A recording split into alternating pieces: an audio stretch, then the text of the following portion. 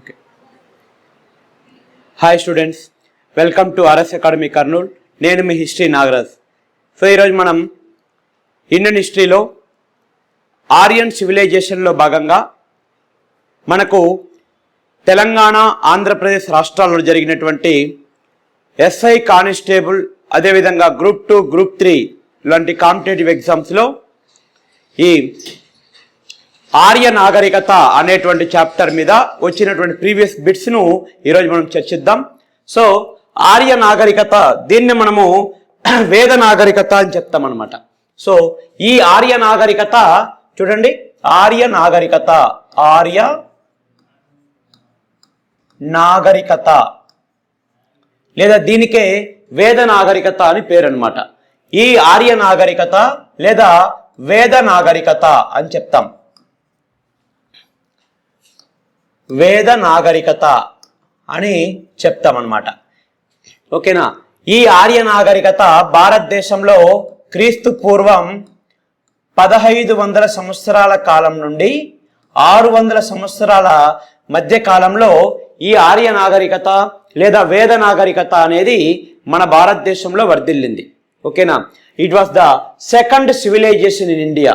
ఈ ఆర్య నాగరికత లేదా వేద నాగరికత అనేది భారతదేశ నాగరికతల్లో రెండవ నాగరికతగా చెప్పుకోవచ్చు. అదేవిధంగా వీళ్ళది గ్రామీణ నాగరికతగా కూడా చెప్పుకోవచ్చు. ఓకేనా. మన భారతదేశంలో వర్ధిల్లిన నాగరికతల్లో మొట్టమొదటి నాగరికత సింధు నాగరికత. ఓకేనా. Indus valley civilization, it was the first civilization in India. But India second civilization was Aryan civilization, or also called Vedic civilization, due to the Vedic literature were composed by Aryans in India. So Aryan civilization was also called Vedic civilization. So ఆర్య నాగరికతనే వేద నాగరికత అని పిలుస్తాం. ఎందుకంటే భారతదేశంలో వేద సాహిత్యాన్ని రచించింది ఎవరు అంటే ఆర్యులు. ఓకేనా. కాబట్టి ఈ ఆర్య నాగరికతనే వేద నాగరికత అని చెప్తాము. ఇది భారతదేశంలో ఎప్పుడు వర్ధిల్లిందమ్మా? It flourished on 1500 BC to 600 BC. ఇది 1500 సంవత్సరాల కాలంలో మొదలై 600 సంవత్సరాల కాలం వరకు మన భారతదేశంలో వర్ధిల్లింది ఈ నాగరికత. ఓకేనా. దీనికే ఆర్య నాగరికత అని వేద నాగరికత అని పేరు. దీన్ని మనం 2 భాగాలుగా వర్గీకరించవచ్చు. Aryan civilization or Vedic civilization can be classified into 2 types. First one,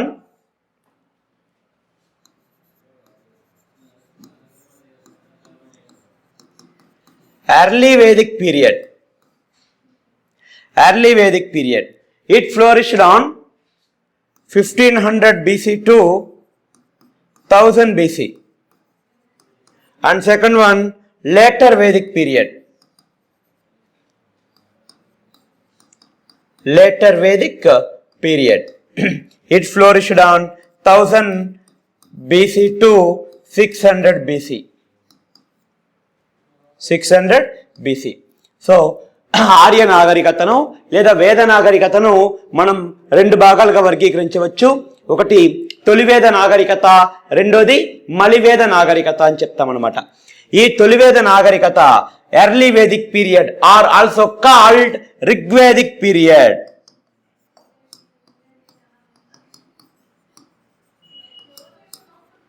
Early Vedic period are also called Rigvedic period due to Rigveda were composed in early Vedic period. So early Vedic period are also called Rigvedic period. Okay na. తొలివేద నాగరికతకే మరొక పేరు ఋగ్వేద నాగరికత అని చెప్తామన్నమాట. ఎందుకంటే మనకు వేదాలు ఎన్ని మొత్తము 4. ఈ 4 వేదాల్లో మొదటిది ఏది అంటే ఋగ్వేదము. ఈ ఋగ్వేదాన్ని రాసింది ఎర్లీ వేదిక్ పీరియడ్లో. ఓకేనా. తొలివేద నాగరికత కాలంలో రాశారు. మిగిలిన 3 వేదాలను లేటర్ వేదిక్ పీరియడ్లో రాశారనమాట. కాబట్టి ఈ తొలివేద నాగరికతకే ఋగ్వేద నాగరికత కాలము అని పేరు అనమాట. సో ఇది మనకు ఓవరాల్గా ఇంట్రడక్షన్గా చెప్పుకోవచ్చు. సో ఏ కాలాన్ని తొలివేదం అంటాం, ఏ కాలాన్ని మలివేదం అంటాం అంటే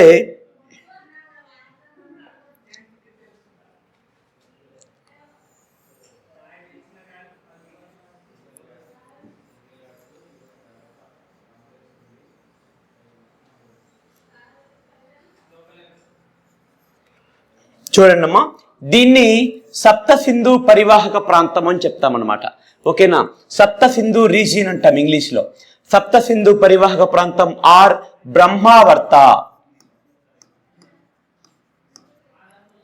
సప్త సింధు పరివాహక ప్రాంతము లేదా దీన్నే బ్రహ్మావర్తం అని పిలుస్తాం. ఈ ప్రాంతాన్ని గంగా యమున పరివాహక ప్రాంతము, గంగా యమున పరివాహక ప్రాంతము లేదా ఆర్యావర్తము అని చెప్తాం. ఆర్యావర్తం అని చెప్తాం. ఆర్యావర్తం అని చెప్తాం అన్నమాట. ఆర్యులు మన భారతదేశంకి మొదట ఏ ప్రాంతానికి వచ్చారంటే ఈ బ్రహ్మావర్తానికి వచ్చారు. ఓకేనా, ఆర్యులు మొట్టమొదటిసారిగా భారతదేశానికి వచ్చిన ప్రాంతం ఏది? ఈ సప్త సింధు పరివాహక ప్రాంతము లేదా బ్రహ్మావర్తం. ఇక్కడికి వచ్చి నివసించారు. ఆ కాలాన్ని తొలివేద నాగరికతా కాలము, తొలివేద నాగరికతా కాలము అని అంటాం. వీళ్ళు 1500లో సప్త సింధు పరివాహక ప్రాంతానికి వచ్చి 1000 BC వరకు ఇక్కడ నివసించారు. ఆ కాలాన్ని తొలివేద నాగరికతా కాలం అని చెప్పామన్నమాట. తర్వాత 1000 BCలో వాళ్ళు ఈ ప్రాంతాన్ని వదిలిపెట్టి గంగా యమున రివర్ కు వచ్చి సెటిల్ అయిపోయారు. అంటే ఆర్యావర్తానికి వచ్చి సెటిల్ అయిపోయారు. ఈ కాలాన్ని మలివేద నాగరికతా కాలం అని చెప్తాం. ఓకేనా, సో ఇది జస్ట్ ఓవరాల్గా మీరు ఇంట్రడక్షన్ మాత్రమే చెప్తున్నాం ఇది. సో ఇంట్రడక్షన్ మాత్రం చూసుకోండి. నెక్స్ట్ మనం క్వశ్చన్స్లోకి వెళ్దాం. అంటే అక్కడ మనకు తొలివేద కాలము మలివేద కాలము అంటే దీనికి డిఫరెన్స్ తెలియాలనే ఉద్దేశంతో ఇక్కడ మనం చెప్తున్నాం. ఈ చాప్టర్ గురించి మనకి ఇంకా డీటెయిల్డ్గా మనకి ఇన్ఫర్మేషన్ కావాలంటే మన ఆర్ఎస్ అకాడమీ యాప్లో డీటెయిల్గా దీని గురించి చాప్టర్ ఎక్స్ప్లెనేషన్ ఉంటుంది. దాన్ని మీరు చూసుకొని నోట్స్ రాసుకోవచ్చు.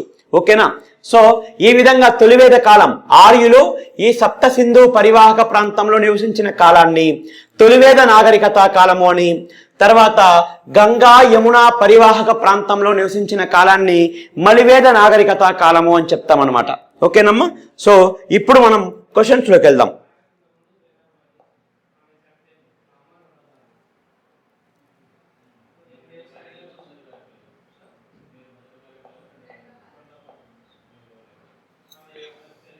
So, first question, which of the following Vedas is called the Shukla Krishna Vedas?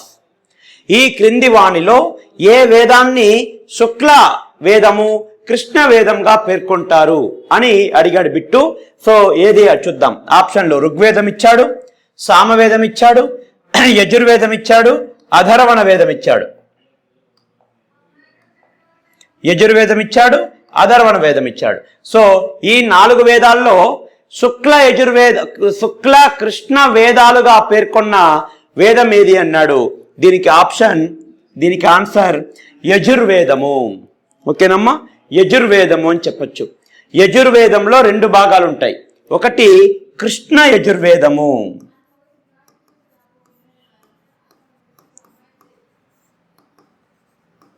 Krishna యజుర్వేదము. Second one శుక్ల యజుర్వేదము.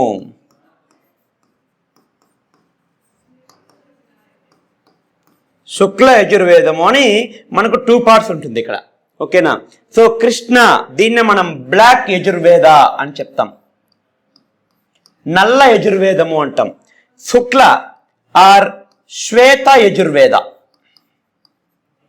శుక్ల యజుర్వేదానికి మరొక పేరు ఏం పేరు? శ్వేత యజుర్వేద అని చెప్తాం అనమాట. అంటే ఇది శ్వేత అంటే మీనింగ్ ఏమి? వైట్, తెలుపు. ఈ విధంగా మనము యజుర్వేదాన్ని 2 పార్ట్స్గా డివైడ్ చేస్తాం, కృష్ణ యజుర్వేదము, శుక్ల యజుర్వేదము అని చెప్పి. శుక్ల యజుర్వేదానికే the Shukla Yajurveda are also called Vajasaneyi Samhita. Vajasaneyi Samhita. Krishna Yajurveda are also called Taittiriya Samhita. Taittiriya Samhita అని చెప్తామన్నమాట. ఓకేనా, సో శుక్ల యజుర్వేదానికి మరొక పేరు వాజసనేయ సంహిత, కృష్ణ యజుర్వేదానికి మరొక పేరు తైత్తిరీయ సంహిత అంటాం. కాబట్టి ఈ క్రింది వాణిలో ఏ వేదాన్ని శుక్ల కృష్ణ వేదాలుగా పేర్కొంటారు అంటే యజుర్వేదము. ఓకేనా, యజుర్వేదము అని చెప్పొచ్చు. నెక్స్ట్ మన bit which assembly in the Vedic period was responsible for judicial and administrative functions. వేద కాలంలో ఏ సభ న్యాయ మరియు పరిపాలనా విధులకు బాధ్యత వహించింది అంటే మన ఆన్సర్ ఏ సభ.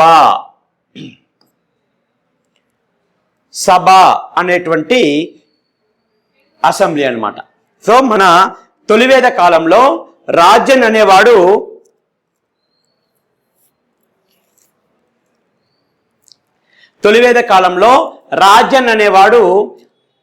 పరిమిత అధికారాలను మాత్రమే కలిగి ఉండేవాడు. ఓకేనా, పరిమిత అధికారాలు మాత్రమే కలిగి ఉండేవాడు. సభ, సమితి, విధాత, గణ అనే ఈ 4 సంస్థలు అన్లిమిటెడ్ పవర్స్ ను కలిగి ఉండేదన్నమాట. ఓకేనా, ఇవి రాజన్కు పరిపాలన సలహాలు ఇచ్చేవి, సహాయం చేసేవి. సో ఈ సభ అనేటువంటి ఒక ఆర్గనైజేషన్ ఉంది ఎర్లీ వేదిక్ పీరియడ్ లో. ఋగ్వేదంలో ఈ సభ అనే పదాన్ని 8 సార్లు ప్రస్తావించారు. సభ అనే పదం ఎన్నిసార్లు ప్రస్తావన ఉంది ఋగ్వేదంలో? 8 సార్లు ప్రస్తావన ఉందన్నమాట. ఆ సభ ఎలా ఉండేది అంటే న్యాయ మరియు పరిపాలనా విధులకు బాధ్యత వహించేది. ఓకేనా, సభ అనేటువంటి ఆర్గనైజేషన్.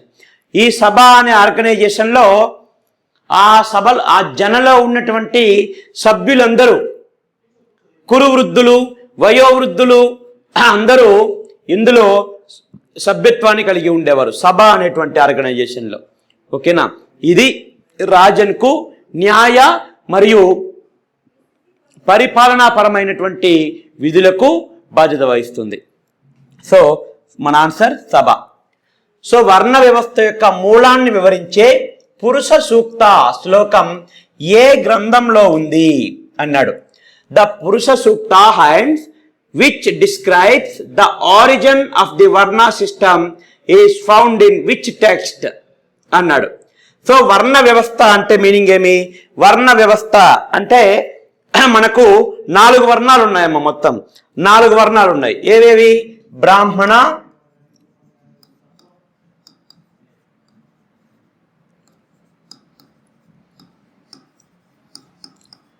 క్షత్రియ, వైశ్య, శూద్ర. ఇవి మనకున్నటువంటి వేదకాలంలో ఉన్నటువంటి వర్ణాలు. దీన్నే మనం చతుర్వర్ణ సిస్టమ్ అని పిలుస్తాం, చతుర్వర్ణ వ్యవస్థ అని పిలుస్తాం అనమాట. ఓకేనా, సో ఈ వర్ణ వ్యవస్థ యొక్క మూలాన్ని వివరించే పురుష సూక్తము ఏ గ్రంథంలో ఉంది అంటే ఈ పురుష సూక్తం అనేది ఋగ్వేదంలో ఉంది. ఋగ్వేదంలో 10వ మండలంలో ఈ పురుష సూక్తం అనేటువంటి విభాగము ప్రస్తావించబడింది. ఎన్నో మండలంలో ఉంది? 10వ మండలంలో ఉంది. ఈ 10వ మండలంలో ఈ పురుష సూక్తం అనే శ్లోకంలో చతుర్వర్ణం మయా సృష్టం గుణకర్మ విభాగస్య, చతుర్వర్ణం మయా సృష్టం గుణకర్మ విభాగస్య అనే శ్లోకము మనకి ఇక్కడ ఉందన్నమాట. అంటే నేను సృష్టించింది 4 కులాలు, పుట్టుకతో ప్రతి ఒక్కడు శూద్రుడే, వాడి గుణ కర్మలను బేస్ చేసుకొని వేదం చదివినాడు బ్రాహ్మణుడైనాడు, పరిపాలన చేసేవాడు క్షత్రియుడయ్యాడు, వ్యవసాయం చేసేవాడు వైశ్యుడయ్యాడు, పై ముగ్గురికి దాసరికం చేసేవాడు శూద్రుడయ్యాడు అనేటువంటి కంటెంట్ మనకి పురుష సూక్తంలో ఉందన్నమాట. According to Purusha Sukta of Rigveda, okay, according to Purusha Sukta of Rigveda, the entire humans in the world were born into Brahma's different body organs. From Brahma's head, Brahmins; from Brahma's shoulder, Kshatriyas; from Brahma's thighs, Vaishyas; from Brahma's feet, Sudras. So, ఈ పురుష సూక్తం ప్రకారము ఈ ప్రపంచంలోని మానవులందరూ బ్రహ్మ యొక్క వివిధ శరీర భాగాలను ఉద్భవించారు. బ్రహ్మ తల నుండి బ్రాహ్మణులు, బ్రహ్మ భుజాల నుండి క్షత్రియులు, బ్రహ్మ తొడల నుండి వైశ్యులు, బ్రహ్మ పాదాల నుండి శూద్రులు ఆవిర్భవించారు అని ఈ పురుష సూక్తం చెప్తుంది. ఓకేనా, ఈ పురుష సూక్తం ఏ గ్రంథంలో ఉంది? ఋగ్వేదంలో ఉంది. ఋగ్వేదంలో ఎన్నో మండలంలో ఉంది? 10వ మండలంలో ఉంది అని చెప్పొచ్చు. ఓకేనమ్మా? Okay. Next, which Veda contains spells and charms against disease and evil forces. వ్యాధులు మరియు దుష్ట శక్తులకు వ్యతిరేకంగా మంత్రాలు తంత్రాలను కలిగి ఉన్న వేదమేది అన్నాడు.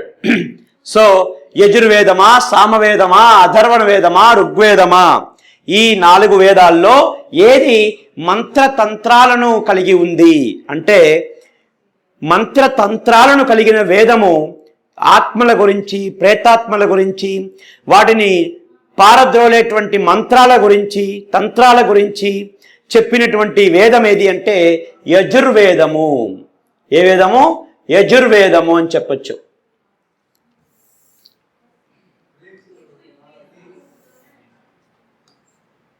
యజుర్వేదము, ఓకేనా?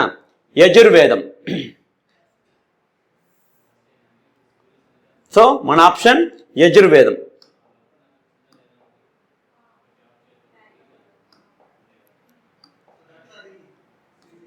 యజుర్వేదం, ఓకేనా?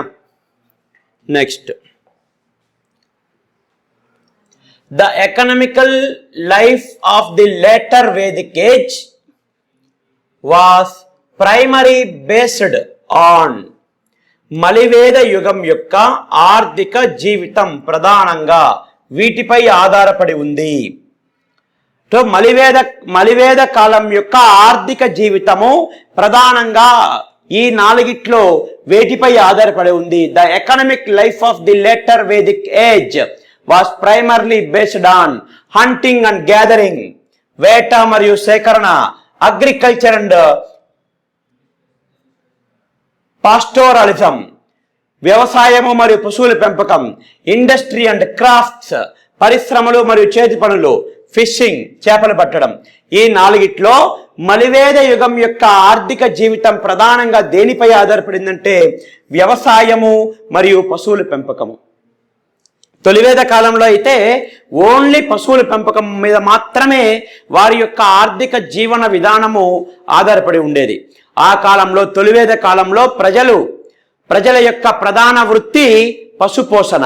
కానీ మలివేద కాలంకి వెళ్ళే లోపల ఏమైందంటే, వాడు ఇనుమును కనుక్కున్నాడు. మలివేద కాలంలో తొలివేద నాగరికత ప్రజలకు ఇనుము తెలీదు. మలివేద నాగరికత కాలంలో వాడు గంగా యమున పరివాహక ప్రాంతానికి వెళ్ళాడు కదా, దాన్నే మనము ఆర్యావర్తం అని చెప్తాం కదా. అక్కడికి వెళ్ళిన తర్వాత సారవంతమైన భూములు, విశాలమైనటువంటి వనరులు, నీటి వనరులు, ఇవన్నీ వాడు ఉపయోగించుకొని అక్కడ వ్యవసాయాన్ని ప్రారంభించాడు. సో మలివేద కాలం నాటి ప్రజల ప్రధాన వృత్తి వ్యవసాయము, తర్వాత పశుపోషణ చేశారు. ఓకేనా? కాబట్టి వ్యవసాయం మరియు పశువుల పెంపకం. నెక్స్ట్, వెరీ వెరీ ఇంపార్టెంట్ అమ్మా. The Gayatri Mantra is dedicated to which deity? Gayatri మంత్రం ఏ దేవతకు అంకితం చేయబడింది?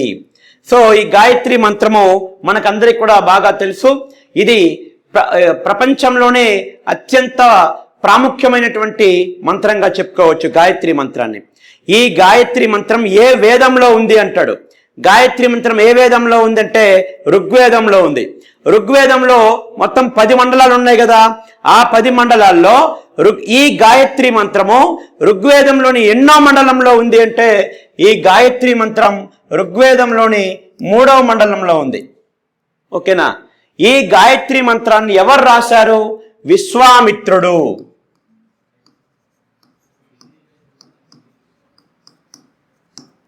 ఎవరు రాశారు? విశ్వామిత్రుడు. Vishwamitra wrote the hymn Gayatri Mantra. It was in 3rd mandala of Rigveda. It was dedicated to a deity known as Savitri. ఓకేనా? So ఈ గాయత్రి మంత్రం ఏ దేవతకి అంకితం ఇవ్వబడింది? సావిత్రికి అంకితం ఇవ్వబడింది. ఎవరు రాశారు దీన్ని? విశ్వామిత్రుడు రాశాడు. ఎన్నో మండలంలో ఉంది ఇది? 3వ మండలంలో ఉంది. ఏ వేదంలో ఉంది? ఋగ్వేదంలో ఉంది. ఒక లైన్ బేస్ చేసుకొని మనం 4-5 రకాలుగా దాన్ని క్వశ్చన్ ఫామ్ చేసుకోవచ్చు. So our next bit, who wrote the grammar book Mahabhashya on Panini's Ashtadhyayi? Panini ఒక గ్రంథాన్ని రాశాడమ్మా. ఆ గ్రంథం పేరే అష్టాధ్యాయి. ఓకేనా? పాణిని రాసిన బుక్ ఏది? Very very important bit.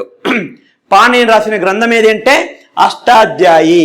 ఇది భారతదేశంలో రచించబడిన మొట్టమొదటి సంస్కృత వ్యాకరణ గ్రంథము. ఓకేనా?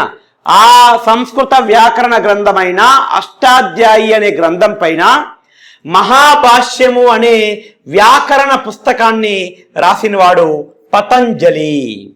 ఎవరు రాసింది? పతంజలి అనేవాడు ఈ అష్టాధ్యాయి అనే గ్రంథం పైన మహాభాష్యము అనే వ్యాఖ్యానాన్ని రచించాడు.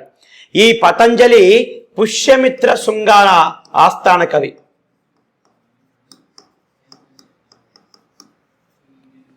పుష్యమిత్ర శృంగుని ఆస్థాన కవి ఈ పతంజలి. Next bit. తొలివేద కాలం నాటి ముఖ్య దేవత ఎవరు? తొలివేద కాలం నాటి ముఖ్య దేవత ఎవరు? పశుపతి ఇచ్చాడు, ఇంద్రుడు, అమ్మ తల్లి, సూర్యుడు. Who was the main deity of the early Vedic period? ఇంద్రుడు. తొలివేద కాలం నాటి ఆర్యులు పూజించిన ప్రధాన దైవం ఎవరు? ఇంద్రుడు. ఈ ఇంద్రుడికే పురంధరుడు. ఇంద్రుడికి ఏమని పేరుంది? పురంధరుడు. Indra, he was also known as Purandara. Purandara means the destroyer of the cities. పురంధరుడు అనగా నగరాలను ధ్వంసం చేసేవాడు అని అర్థం. ఓకేనా? He was the main god of early Vedic period peoples. తొలివేద నాగరికత కాలం నాటి ఆర్యులు పూజించిన ప్రధాన దైవము ఇంద్రుడు. ఇతను స్వర్గానికి అధిపతి, దేవతలందరికీ అధిపతిగా చెప్పుకోవచ్చు ఇతన్ని. ఋగ్వేదంలో ఈ ఇంద్రుడి గురించి ఇంద్రుణ్ణి 250 శ్లోకాలతో పూజించారు. ఎన్ని శ్లోకాలతో పూజించారమ్మా? 250 శ్లోకాలతో పూజించారు. నెక్స్ట్, వేద సాహిత్యం ఏ పంటను వ్రీహి అని పిలిచేవారు? వ్రీహి. సో వరి, గోధుమ, బార్లీ, తేయాకు.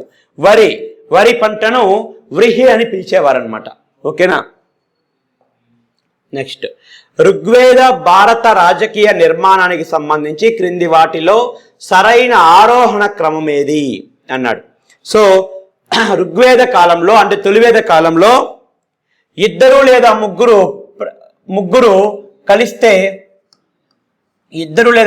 కలిస్తే కుటుంబము అనే ఒక వ్యవస్థ ఏర్పడింది. ఓకేనా? దాన్నే మనం కుల అని చెప్పాం. ఓకేనా? కుల లేదా కుటుంబము అనే ఒక వ్యవస్థ ఏర్పడింది. దీనికి అధిపతి కులపతి. అటువంటి కుటుంబాలు 3-4 కలిస్తే గ్రామం ఏర్పడింది. అటువంటి గ్రామాలు 4-5 కలిస్తే విష్ ఏర్పడింది. అటువంటి విష్లు 10 to 15 కలిస్తే జన ఏర్పడింది. ఇది తొలివేద కాలం నాటి రాజకీయ విభాగాలు, ఆరోహణ క్రమం. కుల, గ్రామము, విషు, జన. కొన్ని కుటుంబాలు కలిస్తే ఒక గ్రామం ఏర్పడింది. కొన్ని గ్రామాలు కలిస్తే ఒక విష్ అంటే జిల్లా. కొన్ని విషులు కలిస్తే ఒక జన ఏర్పడింది. ఈ జన, దీన్నే మనం తెగ అని పిలుస్తాం. తొలివేద కాలంలో ప్రజలందరూ తెగలుగా నివసించారు. ప్రతి ఒక్క తెగకు ఒక హెడ్ ఉండేవాడు, అతన్ని రాజన్. ప్రతి ఒక్క తెగకు ఒక హెడ్ ఉండేవాడు, వాడిని ఏమని చెప్పాము? రాజన్ అని చెప్తామన్నమాట. ఓకేనా? సో దీని గురించి మనము క్లాసులో బ్రీఫ్గా ఎక్స్ప్లెనేషన్ ఇవ్వడం జరిగింది. సో మీరు ఒకసారి ఆ క్లాసు ఆర్ఎస్ అకాడమీ ఆన్లైన్ యాప్లో మనకు హిస్టరీకి సంబంధించి, వేద నాగరికతకు సంబంధించినటువంటి చాప్టర్లో మీరు బ్రీఫ్గా దీని గురించి తెలుసుకోవచ్చు.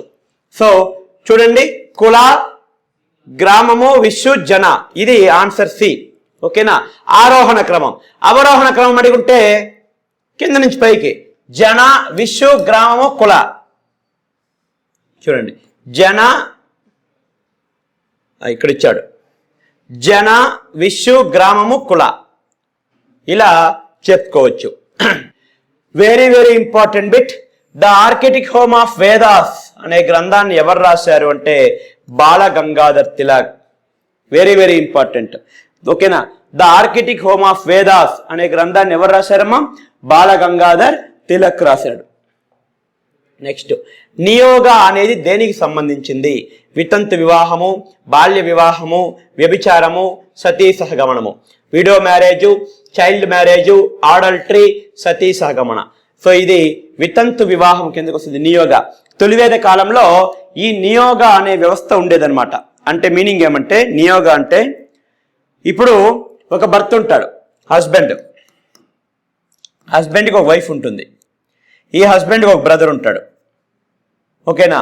హస్బెండ్ చనిపోయిన తర్వాత ఒకవేళ హస్బెండ్ చనిపోతే ఈమె వైఫ్ అనే ఆమె, ఇతని వైఫ్ కదా, ఈమె ప్రెగ్నెంట్గా లేకపోతే, ఈమెకు పిల్లలు కలగకపోతే తన వంశాన్ని కాపాడుకునేందుకు తన భర్త యొక్క తమ్ముడితోనో లేదా అన్నతోనో సంతానాన్ని వృద్ధి చేసుకోవచ్చు. ఆ యొక్క సిస్టమ్నే మనం నియోగ అని చెప్తామన్నమాట. ఇది తొలివేద కాలంలో సమాజంలో అమల్లో ఉండేది. ఈ కింది వాటిలో ఏ గ్రంథము శృతి సాహిత్యంలో భాగం కాదు? అరణ్యకాలు, బ్రాహ్మణకాలు, వేదాంగాలు, ఉపనిషత్తులు అని ఇచ్చాడు. సరే, దీనికి ఒకసారి మనం ఎక్స్ప్లెనేషన్ చూద్దాం. So Vedic literature,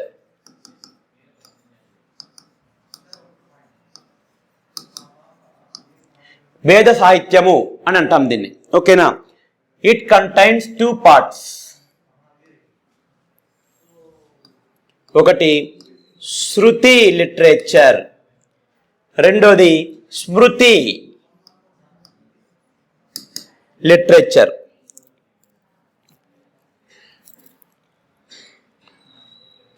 Shruti literature, Smriti literature. Shruti literature are also called apaurusheyas.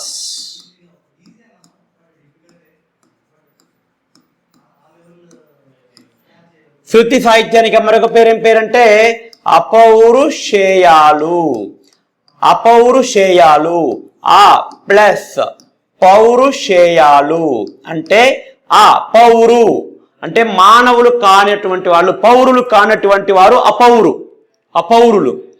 అంటే ఈ శృతి సాహిత్యాన్ని మానవులు రచించలేదు, మనలాంటి నామమాత్ర మానవులు రచించలేదు. ఇది సృష్టికర్త నుండి, సృష్టికర్త అంటే ఎవరు? ప్రజాపతి బ్రహ్మ.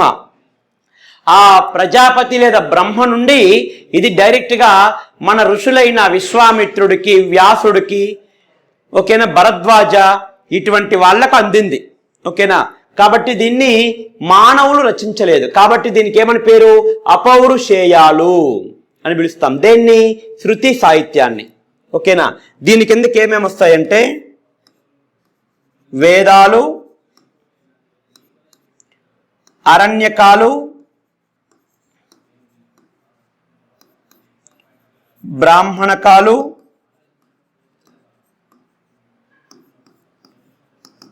ఉపనిషత్తులు. ఇవి శృతి లిటరేచర్ కిందకు వస్తాయి. ఇవేవి కూడా మానవుల చేత రచించబడలేదు కాబట్టే వీటిని శృతి సాహిత్యము అని పిలుస్తాం. దీన్నే అపౌరుషేయాలు అంటామంటే, అపౌరు అంటే మానవులు కానివారు. దీన్ని విశ్వామిత్రుడు, వశిష్ఠుడు లాంటి మానవ ఋషులు రచించారు కాబట్టి దీన్ని స్మృతి సాహిత్యం అని చెప్తాం. దీని కిందకి వేదాంగాలు, ఉపవేదాలు, స్మృతులు, ఇతిహాసాలు, ఇవన్నీ స్మృతి లిటరేచర్ కిందకి వస్తాయి. ఇవి నార్మల్ మన లాంటి ఋషులు, మానవుల రూపంలో ఉన్నటువంటి ఋషులు రాశారు దీన్ని. ఇది ఋషులు రాయలేదు, సృష్టికర్త నుండి డైరెక్ట్గా అందింది మనకు. వేదాలు 4, అరణ్యకాలు 7, బ్రాహ్మణకాలు 7, ఉపనిషత్తులు 108, వేదాంగాలు 6, ఉపవేదాలు 4, వేదాంగాలు 6, ఉపవేదాలు 4, స్మృతులు 4, ఇతిహాసాలు 2. ఓకేనా? సో ఇది ఒకసారి అబ్జర్వ్ చేయండి. ఇప్పుడు మనకు ఇక్కడ క్వశ్చన్ ఏమడుగున్నాడు? ఈ కింది వాటిలో ఏది శృతి సాహిత్యంలో భాగం కాదు అన్నాడు. సో ఇప్పుడు చెప్పండి, శృతి సాహిత్యంలో ఏది భాగం కాదు? శృతి, వేదాలు, అరణ్యకాలు, బ్రాహ్మణకాలు, ఉపనిషత్తులు. ఇది వీడేమిచ్చాడు? అరణ్యకాలు శృతి సాహిత్యంలో భాగమే. బ్రాహ్మణకాలు శృతి సాహిత్యంలో భాగమే. ఉపనిషత్తులు శృతి లిటరేచర్లో భాగమే. వేదాంగాలు మాత్రము శృతి లిటరేచర్లో భాగం కాదు. ఇది స్మృతి సాహిత్యం కిందకు వస్తుంది. ఓకేనా? దీన్ని అపౌరుషేయనం. మనం వేదాంగాలను మన పాణిని, యాస్కుడు, గర్గుడు ఇటువంటి ఋషులు రాశారు దీన్ని. ఓకేనా? మహాభారతానికి మరొక పేరు ఏమి అంటే, మహాభారతానికి మరొక పేరు జయ సంహిత. ఏమని పేరు? జయ సంహిత అని పేరు. సాంఖ్యశాస్త్రం అభివృద్ధి పరిచినది ఎవరు? సాంఖ్యశాస్త్రం లేదా దీనికే సాంఖ్య దర్శనము అంటాం. దీన్ని రాసిన వాడు, అభివృద్ధి చేసిన వాడు కపిలముని. ఎవరు? కపిలముని అని పిలుస్తాం అనమాట. ఇవమ్మ మనకు వేద నాగరికతలో, వేద నాగరికత అనే చాప్టర్లో మనకు ప్రీవియస్ ఎగ్జామ్స్లో వచ్చినటువంటి బిట్స్. సో మరిన్ని క్వశ్చన్స్తో వేరొక చాప్టర్తో మళ్ళీ మీ ముందు ఉంటాం. అంతవరకు జై హింద్.